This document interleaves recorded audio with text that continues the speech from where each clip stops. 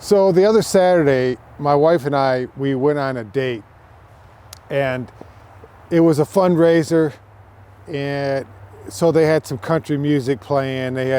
We had a dinner, like what do they call them, smorgasbords, I guess. And I got to sit down and I was looking around. You know, I'm a people watcher, right? So I'm looking around, and I'm noticing that everyone there is overweight. And I'm not talking about just, a few pounds. I'm talking about people are actually obese. I mean, I would say 90% of the people there are well over, I don't know what the poundage is or the kilograms or how much you want to put it at, but they're massive. I mean, some of these people had oxygen tanks, and they had canes and walkers. Some were in wheelchairs, and I wasn't intended on going to like a clinic or like the hospital or anything else. I wasn't intending to do that. What I was intending to do is have a good time with my wife, go out do some dancing, have some entertainment, right? And I don't want to be one of them guys that judges people on fat. I've lost 65 pounds and I'm still working on another 25. So I understand that people are who they are, right? And I'm not saying that I'm any better than anyone else. After you do something, it's like, you look for that new car that you want, right? And next thing you know, that's all you see is that new car. You could spot the color, the car. You never noticed it before, but you wanted that new car, right? So it's kind of the same effect. And I just noticed that when I started losing weight and I'm on this diet thing, and trust me, I've been on the diet roller coaster ever since I was in my 30s. Everything Mediterranean diet. Now, I'm doing the carnivore diet, but I'm kind of easing a little bit into different things. It was a keto diet. And the more I go into these diets, I realize that it's just calorie in and calorie out, right? I mean, kind of like computer in, garbage out, right? But I'm looking at it like, right now I'm in the calorie issue. So I'm saying, all right, I'm just going to watch my calories. All right. I'm not going to eat garbage food. I'm not going to eat things that, are processed. I've been really watching, growing my own food. I raise my own chickens and eggs, and I buy grass-fed beef from a local rancher. So I watch all these things. So when I see something like that, I say, what can I actually do? And I'm making these videos.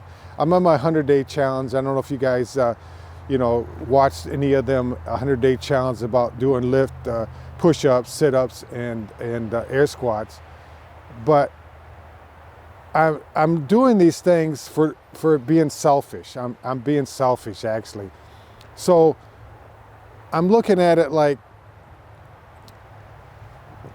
all right, so I'm making these videos and I'm thinking, what can I do to help someone else? I mean, the only way I can do that is to reach people, is do this. And then I obviously, when I go to the gym, I see people there, I have conversations, so I can do that thing. And then, with the rest of the things that I do, I can always, I see hundreds of people every month, and I talk to dozens upon dozens of people.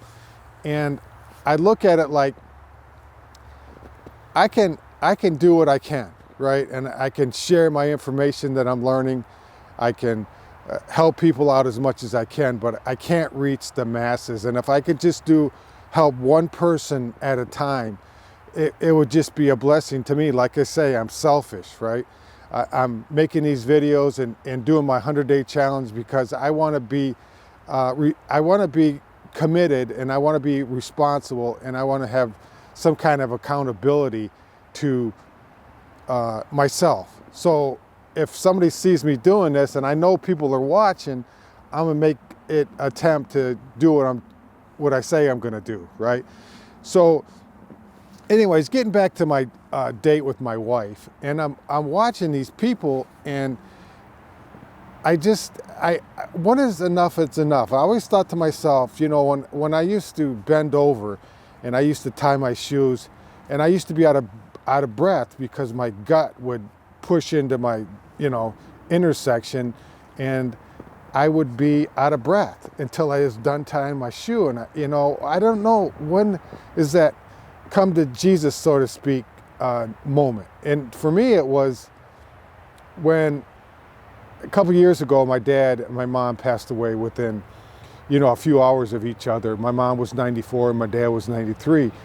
But in their last days of their life, I was helping my dad out. My mom would call me and say, hey, you know, I can't get him off the floor, you know. And I went over there, and my dad's probably about 5'6", 5'7". He's not a big guy, but he's obese. He's way overweight. And I come to realize that I couldn't pick him up. I tried to pick him up. I had to drag him a little bit, and I did everything. And you know, at my age then, I was 60, and I'm thinking to myself, I can't let myself go down this road, you know. I can't let my kids take care of me like this. I got to do what I can to strengthen myself. So I picked up my gym routine again. And that was my coming to the moment where, and everybody has their moment where they come to that realization that whether it's a tragedy, whether it's a life-altering situation, that they have to do something. And generally, most people won't do anything. And it's sad because I did the same thing for years. You know, my wife would be on me, you know, she'd make subtle comments. She wouldn't be insulting me about my weight or anything.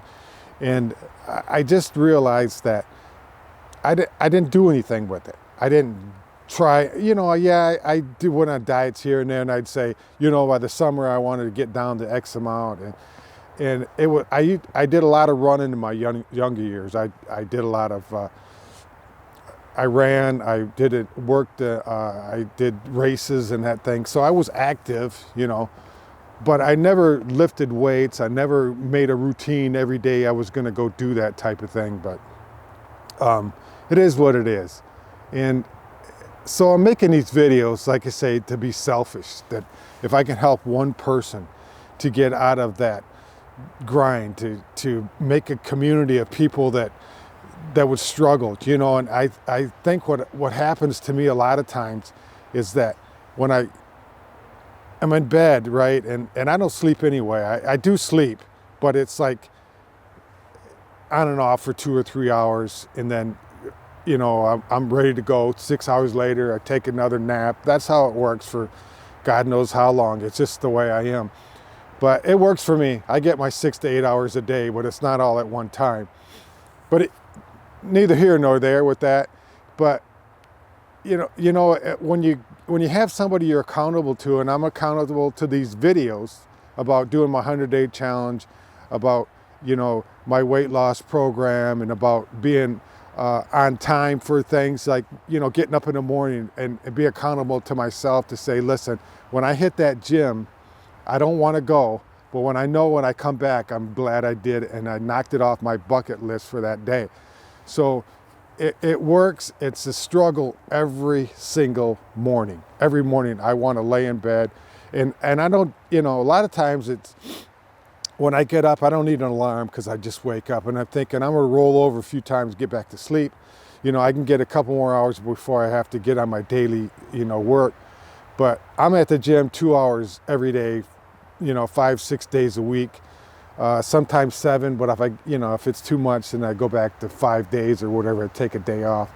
But I just wanted myself to be consistent in something, because I know as I get older, now that I'm 62, I know every year that it's going to be more of a struggle. So I want to be that much more resilient to, you know, the loss of muscle and aging and that type of thing. But I hope you found value in this video, and if you can know anybody that's struggling with their weight, have them watch this video. I'm more than willing to help anybody. I know that it's tough to lose weight. It's tough to manage your day and be focused and struggle with that whole mind thing about, no, I don't need to do this, and I could do it tomorrow, and all the rest of that thing that feeds you. So you guys have a wonderful day, and I will see you on the next video. Bye now.